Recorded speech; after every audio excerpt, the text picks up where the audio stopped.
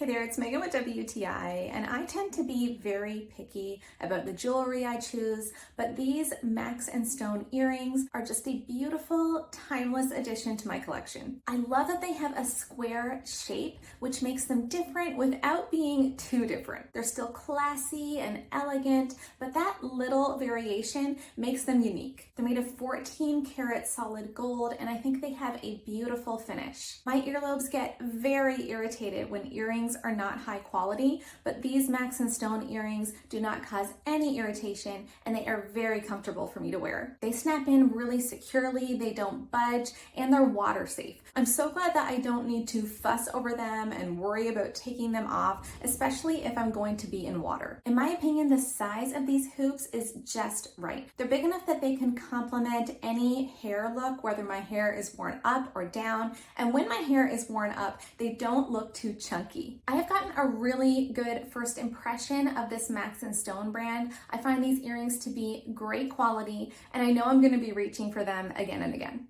But that's just my point of view.